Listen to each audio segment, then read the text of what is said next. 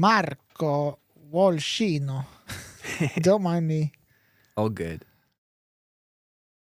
For the first time in 2025, hello, and welcome to the Cyber News weekly podcast. In our first episode of the new year, we're naturally looking at what's ahead in fields like cyber attacks and cybersecurity, our bread and butter. Artificial intelligence, of course, and social media, specifically TikTok. I'm Ginter Sardauskas, a senior journalist here, and with me today I have Jurgita Lepenite, our boss and chief editor. Hello. And Marcus Walsh, our chief of the creative writers department. Hi. How many guys do you have working under you? It's confidential. Okay, how was your holiday? Great, actually. Yes, had flu in bed, so Nice. it's nice. Yeah, I can. I didn't have the same my daughter did, so yeah, solidarity there. Jurgita, what about you? It's fine. It's a bit boring looking forward to spring and what it will bring, I guess. Yeah, just so you know, we don't live in California where there's sun all year round. We have a dark winter of about 7 months, so about 5 more left. We haven't seen sun for a couple of months now. Yeah. Have we? Yeah. All right. Cybersecurity and cyber defense. What's ahead, Jurgita? What do you think is on the horizon in terms of maybe new methods, maybe new types of attack vectors or whatnot? And are we better prepared to face these threats? Oh no, we're not prepared for anything, and if we would try to paint a bigger picture here, then we can see, the dawning of the quantum computing age and also the developing AI. It's kind of scary and it's very uncertain and we don't know, right? We see developing all the technology at the breakneck speed, be it AI or how cyber criminals deploy those AI tools to attack us, right? And even though defenders are trying to catch up, obviously it's not that easy because if you are, a crook, for you everything is way easier because you don't need to kind of, work through compliance lists and whatnot. So what we're going to see this year for sure is going to be a lot of dynamics everywhere. Now there are couple of curious smaller trends happening in the age of AI and more experts sounding alarm bells, for example on polymorphic malware, right? So before it used to be that we would just have antivirus program, right, and we would feel safe that okay, it's gonna protect our computer.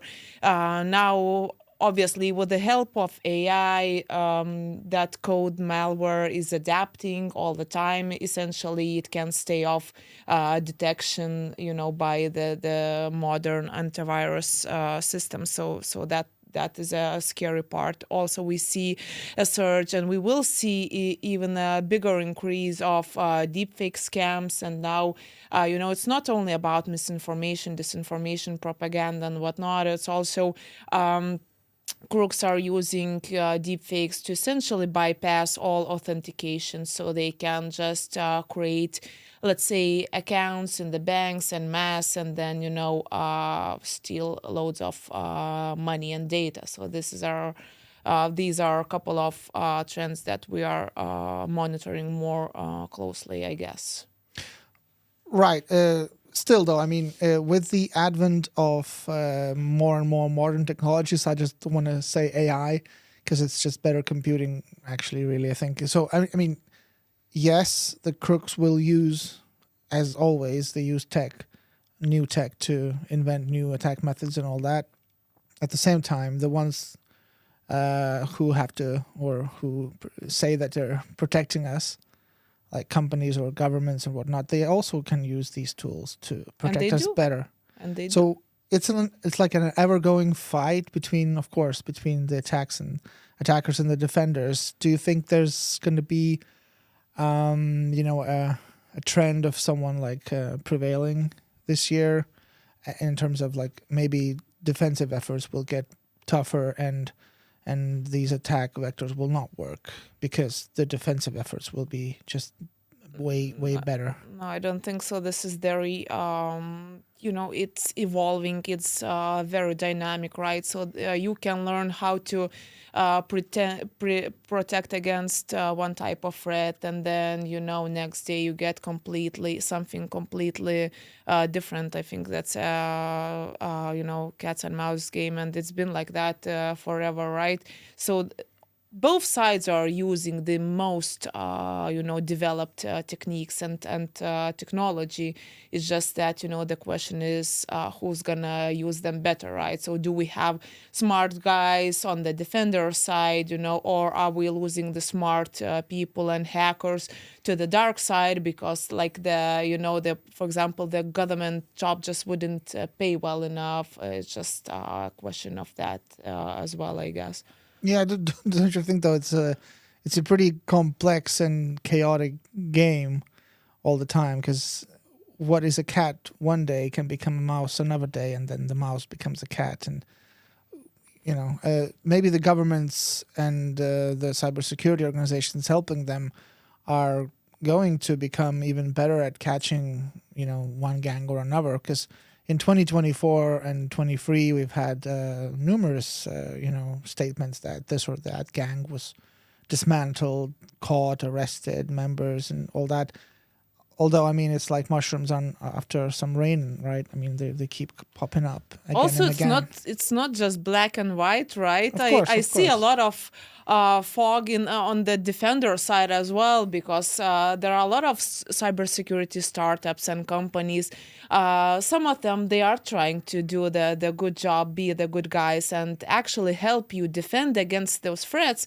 But some, they are just making a business case for themselves. So kind of creating or just faking some of the products, saying that, oh, we use AI and just buy this one tool and you'll be safe from all the threats.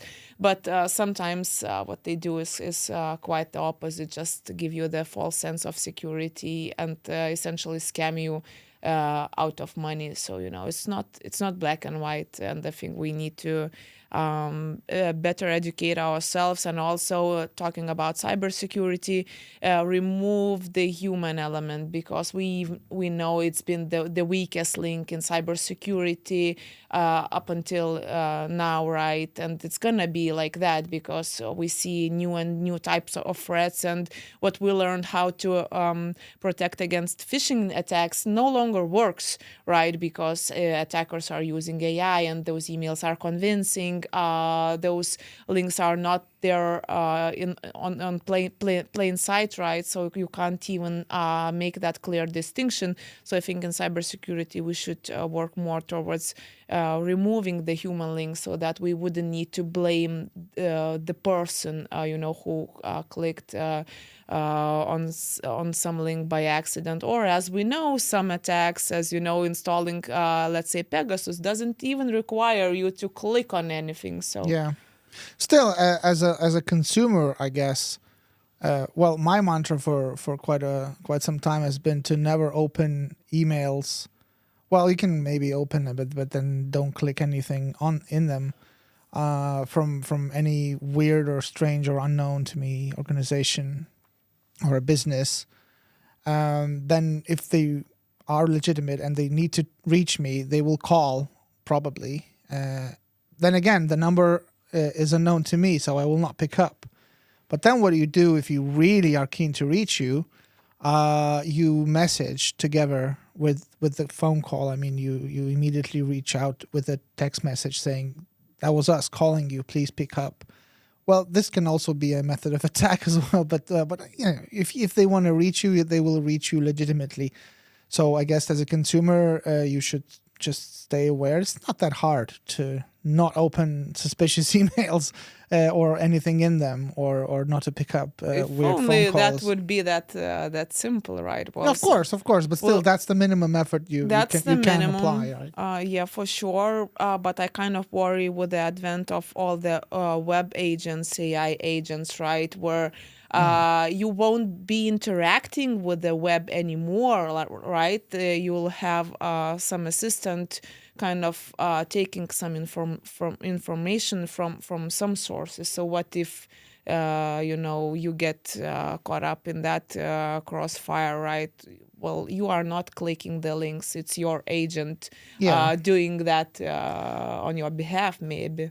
Yeah, Marcus, for example, I don't know. I'm not planning to use an AI agent, but maybe someone will make it so that I will have to do it, or you yourself. I mean, would you trust an AI agent, even from a reliable company like Apple or Amazon or whatnot, to deal stuff around your finances, for example? It's a bit different to the days where, don't write down your passwords in the notebook and put them in the drawer. It's like everything's a pot and we're just kind of disclosing everything, health information and, financial stuff. So, But I mean, if there's like a tool, not necessarily a chatbot, but because this is 2024, in 25, there's going to be something new, I guess, introduced, and we'll talk about it later. But say an AI agent, an Alexa, an improved, updated Alexa or Siri would maybe book you a trip to Hawaii or whatever, and you would or wouldn't you just trust the agent to book the trip and get the money from your account to send it somewhere, la la, la, and then I wouldn't, but I could name 10 people that would. I think it will be a really, really convenient tool for a lot of people. If it takes 1 minute, right? Mm-hmm. And you don't have to enter like codes numerous For sure, times. I think so. I think it's a time and cost saver. So yeah, watch this space. I think that will be the trend. Yeah, but I mean, the reason I'm asking is, do you think that will be safe? I mean, would people trust or would they have their transactions insured in advance or something? I don't know. I think it's hard to say at this point. Yeah. Jurgita, what about the Russians though? we need to talk about the Russians. Yes. A lot of gangs, ransomware, whatnot, they're Russian origin at least. Do you see or predict any kind of less attacks from them this year? The reason I'm asking is that most of the origin of the attacks from the Russians during the last couple of years was, of course, it was financial opportunism, but also was related to the war in Ukraine. And if the incoming Donald Trump administration enters into negotiations with Moscow over the war, and Russia would be keen to maybe, behave, sort of. Maybe they would execute less attacks. Maybe at least a little bit less of those that were kind of coordinated with the kinetic war attacks, right? Because we know that some of, let's say, DDoS or disinformation attacks were timed well with the kinetic actions on the ground as well, right? But we also know that, the majority of Russians that are attacking the U.S. companies and also companies elsewhere in the West, they are after money, right? And there's kind of an unofficial agreement that as long as you attack an adversary of the Moscow, you're gonna be fine, right? And I guess it will depend highly on the economic situation in Russia, right? If a lot of smart people are forced out of job and they find this hacking opportunity, which is easy nowadays. You just get tools off the shelf, you join a ransomware gang or some other gang, essentially as you would join some legitimate business. There's a whole structure, organization and whatnot.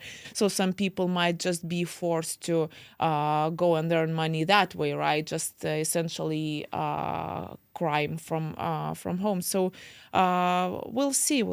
I don't know, but I know that the U.S. is still pointing to Iran, Russia, North Korea, as top threats when it comes to hacking. Yeah, that doesn't change overnight. obviously. So maybe less GRU operations, but certainly a lot of hacking activity coming from Russia.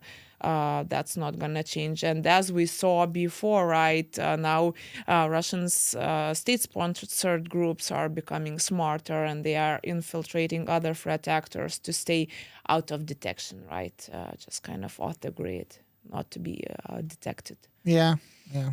Just as there's a Russian shadow fleet of ships evading sanctions, I guess there's shadow hacking collectives. Oh yeah, they're Hiding between others. everywhere. Yeah, yeah. All right, next topic of the day, the AI revolution. Or is it, right? Do you remember, like, I think it was the middle of the year of 2024, of course, when I think The Economist and some other outlets had these headlines saying, "So where is that revolution? It's failing. It's a bust. It's a myth. It's not happening. It's a ugh." And many mainstream outlets also caught the idea that actually no, this is all like a what's the word? The AI bubble, right? Companies are hyping up the idea of AI entering our lives and every cell, basically, right, of our everyday life. But it's not happened, I guess. But what I wanted to say about what's coming up in 2025 is that I think that the AI revolution is a boiling frog. I know it's a myth that the frog doesn't really, but still, the saying works, I guess. It's a boiling frog because it was never meant to be an overnight breakthrough of technology, and no technology has worked like that. Do you remember the 90s where the internet had just started and everyone was like, internet is going to revolutionize everything. It was pretty hard to believe that when you heard the dial-up like beeps and the slow loading pages and everything. How is this going to change everything? But one morning we woke up and it was suddenly everywhere, and then instead of, anticipating this revolution, you already have it here and you think what to do with the tools. I think we need a new word right here, because revolution is something that should happen overnight, and this doesn't happen overnight. Evolution takes thousands of years, right? So we need something in between. With technology, it's fast evolution, right? Something between revolution and evolution. Favolution. Favolution. Or whatever, right? So once again, I mean, there's been a lot of talk about AI still hallucinating and all that, but all that is just, I think, imperfect coding, and that it's going to improve. And it's a lot is being done for the coding to be improved.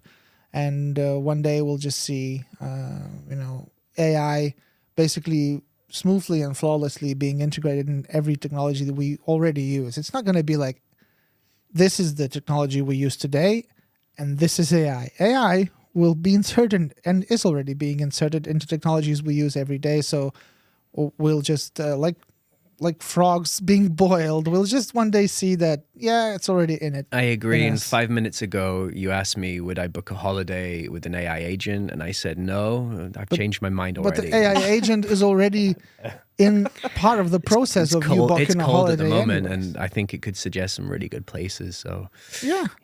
I guess that the algorithm already chooses suggestions for you to pick up, to pick a place for your next holiday anyway. It right? really is a blended process. I agree with that. Yeah. And I mean, yes, of course, it's not a miracle. AI, it's not a miracle.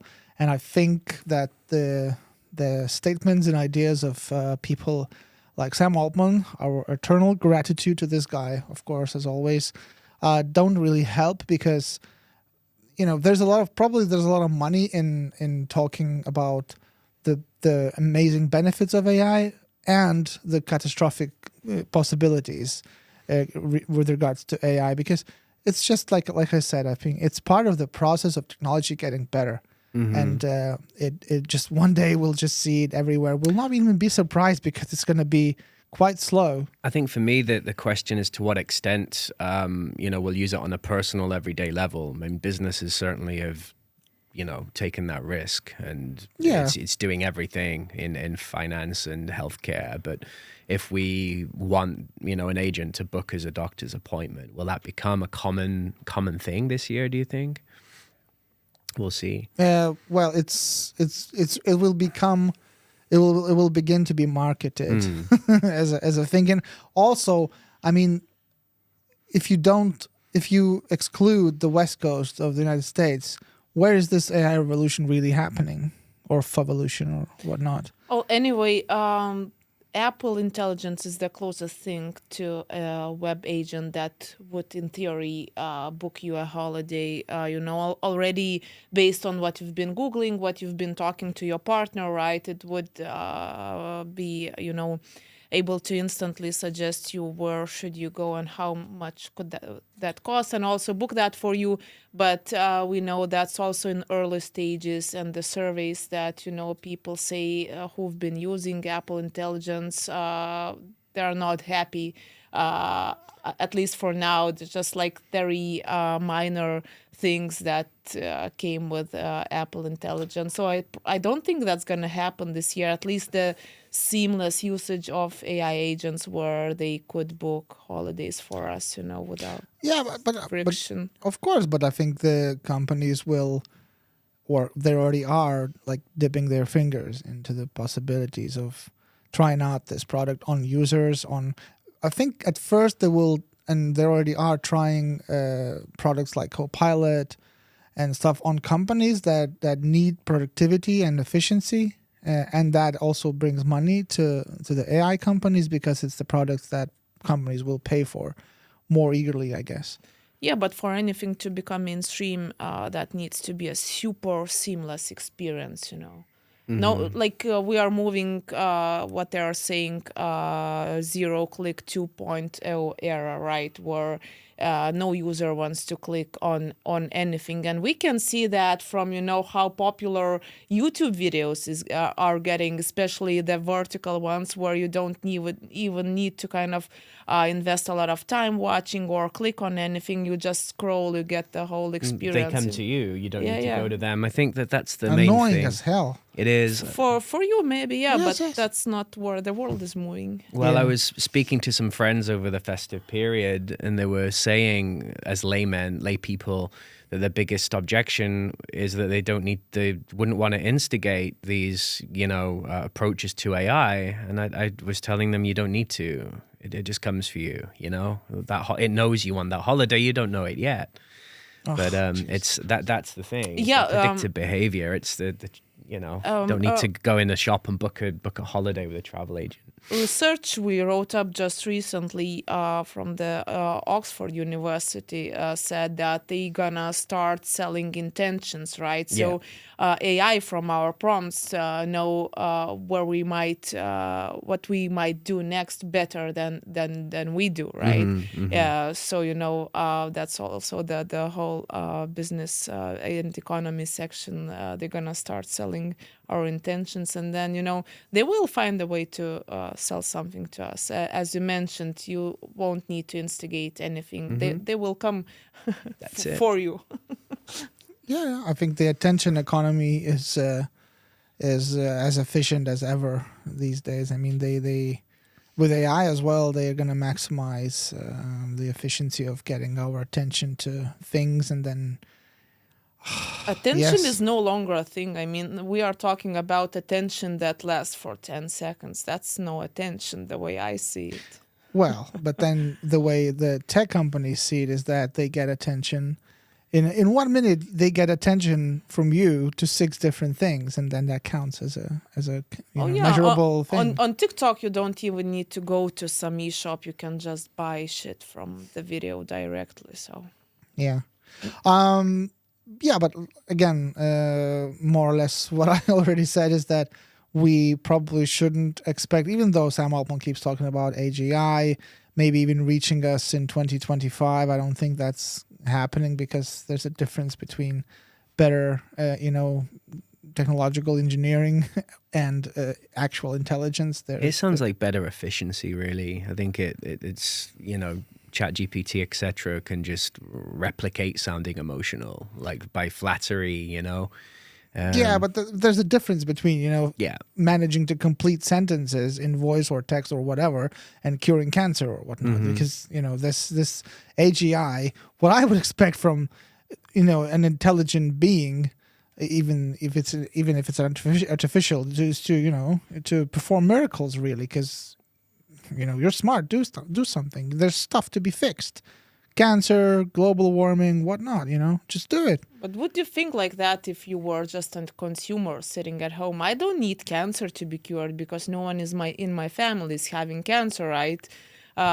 Do we really think that big problems, or we think really domestic ones, right? Okay, so I would want, I don't know, maybe more money to get my house fixed, or a better car, or something like that. Why would I care about I don't know, climate change, curing cancer? Shakespeare's sonnets.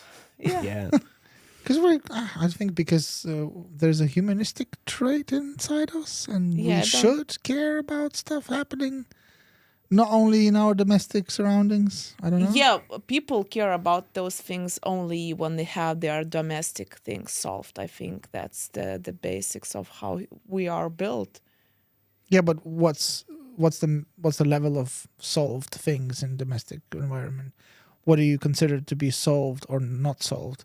I mean, if everything is okay, if you have a job, roof under your head or above your head, sorry, you don't starve, you live, and blah blah blah, and then maybe you can afford to care about something else as well. There are different measurables, right? There's daily annoying chores, and then tech will measure it. Then there are things like paying taxes or booking a holiday or organizing a funeral. Sorry to be depressing. Yeah, relationships, and then you get all these social media feeds where you suddenly they have a solution, so they need to sell your problem, like, oh, cortisol addiction or detox or whatnot, and then you start thinking, okay, so this is my problem, like high levels of cortisol, now I need to fix that, and endless problems all the day. I think if AI started bringing down people's ego a little bit, it might be a good thing with, some of the influences, but I don't know if it's probably designed for that. Quite the opposite is happening. Yeah. Everyone's so positive, and everything is cool these days. There's no judgment. Mm-hmm. Yeah, so in sum, really, Sam Altman is going to keep talking. New products will be released. Some of them will be garbage. Some of them will be okay or great. So I guess I'm not saying anything new here, right? But my point is that we shouldn't expect amazing or miraculous breakthroughs or whatnot. It's just go with the flow of AI development. It's hopefully gonna be well taken care of by the governments, or like stuff like European Union in here where we live, and then we'll see. I mean, it's like I said, it's a slow process, and nothing's gonna really happen big time maybe next that year. integrative thing, with things like Siri and whatnot being integrated.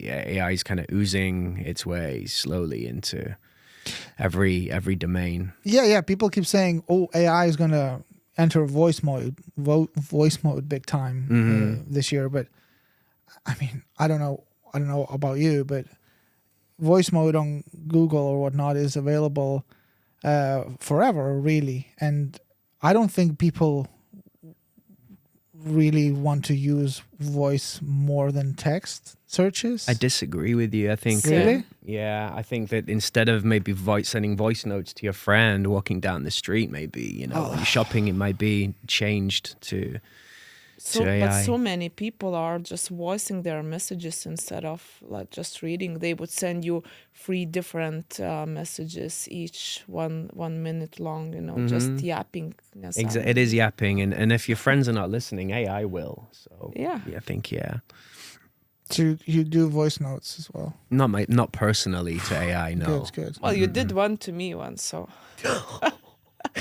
Busted.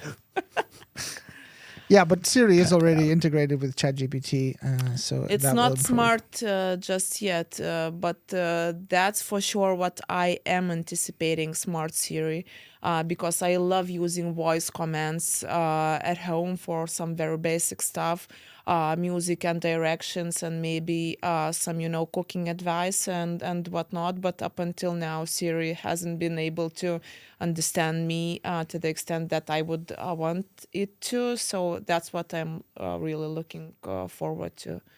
Yeah, yeah. Well, I'll tell you what. I mean, in a year or two, when these updates will be available, I guess I would be really glad if I could just enter some products that I have to do in groceries, like and then it would be like the shopping basket would be there, done by the AI agent or whatnot, and then it will be complete the purchase and then just bring the food to me in my home.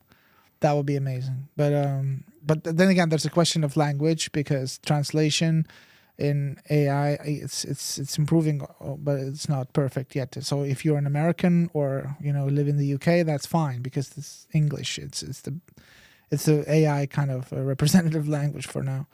But I'm Lithuanian, so our language is small and rare, and it's tough to do stuff with AI. And it's a country too small to invent something specifically for this language because 3 million people speaking it. So, but I think that's problem just for the time being. hopefully, it will yeah. vanish in a year or two. I mean, yes, we lag behind, but also because of the language and also because of the European Union and all the regulations. But we'll get there anyways. Right.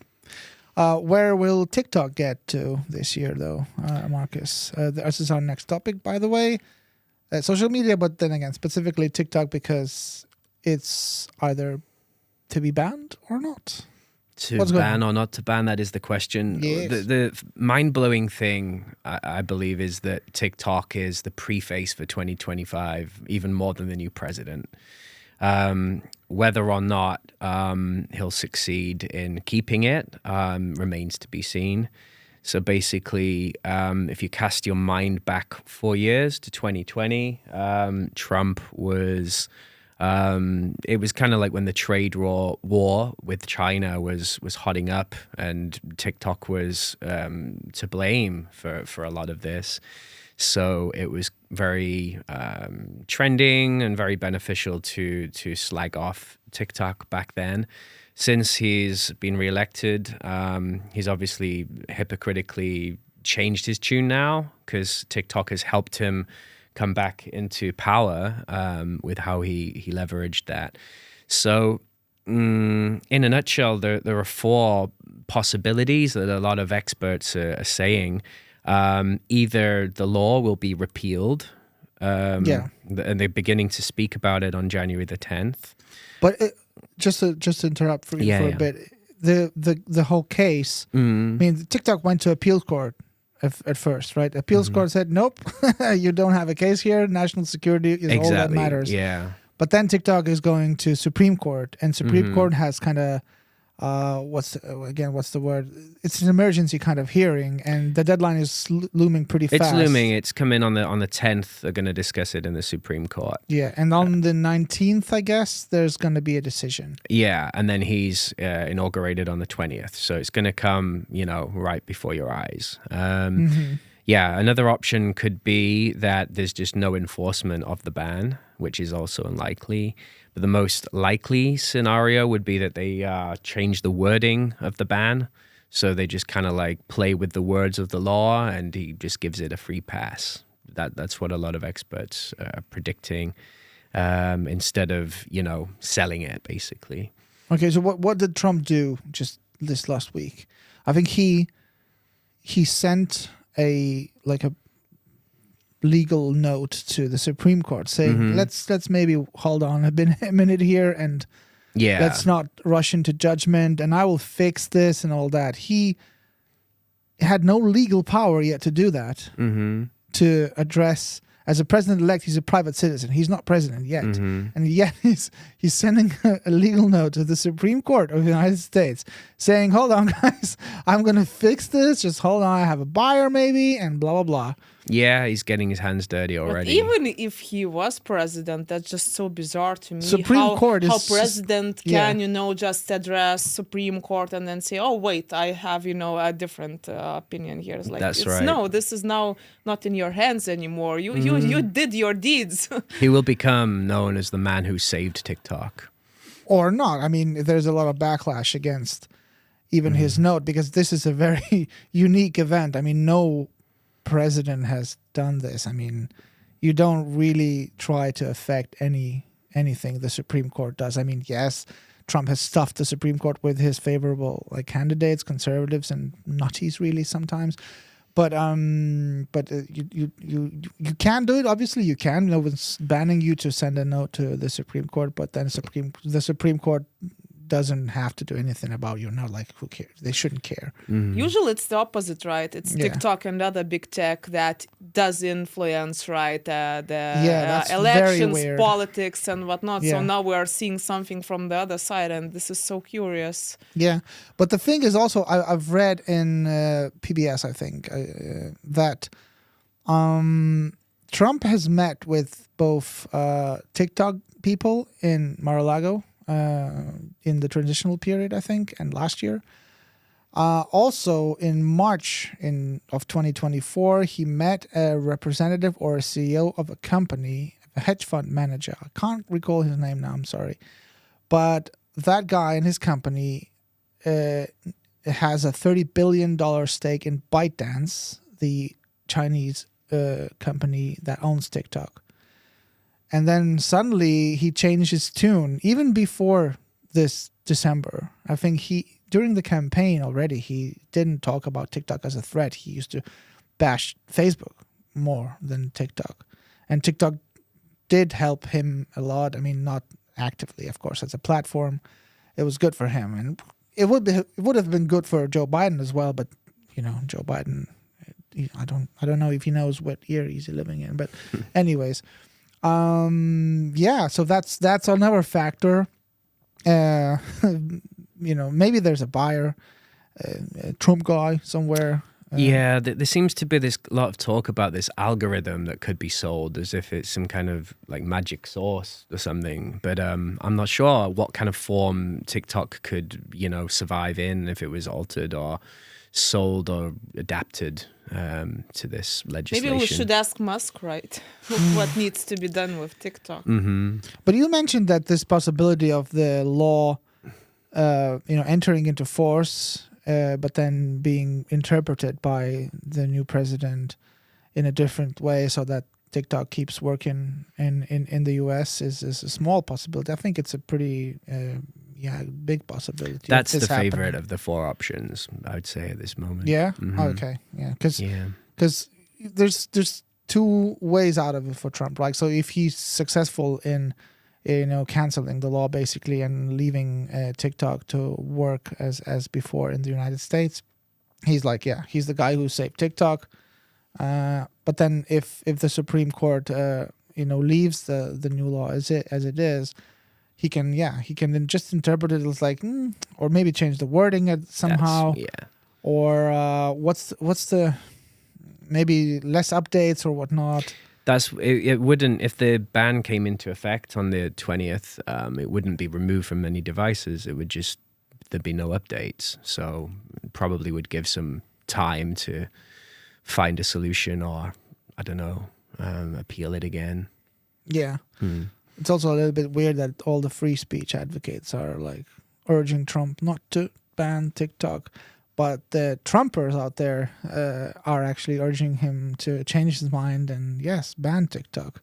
Because on National Review, this is a conservative publication in the United States, prominent Republicans are saying, what the hell are you doing? This is a Chinese Communist Party machine working, and, you have to ban it. And nice accent. It's another feud inside the Republican camp. Another one, it has to do with the visas to foreigners. Yeah, but Chinese work just as well via Facebook and other social media platforms. Yeah, I agree. Ban social media. Do you think it's going to be banned? I don't. I don't think. I think there'll just be such a strong support for it, and the Gen Z thing as well. You know, I don't know what would happen. Maybe book sales would increase if it was banned, but I don't know. I don't think it will. It's just a gut feeling. What do you think? Yeah, well, I don't believe it's going to be banned, but I think they will find a buyer, like at least on paper. But then nothing's really going to change. But the structure of the company, I guess, would. I don't know. Yeah, that could be the case. Yeah. Some restructurization. They will then present this as a win for the U.S. and the national security, but in theory, nothing would change really. Yeah. Yeah. So we have said our words for 2025, and we wish you the best of year, obviously. Be careful out there. Be curious also out there, and talk to you and see you and hear you next week.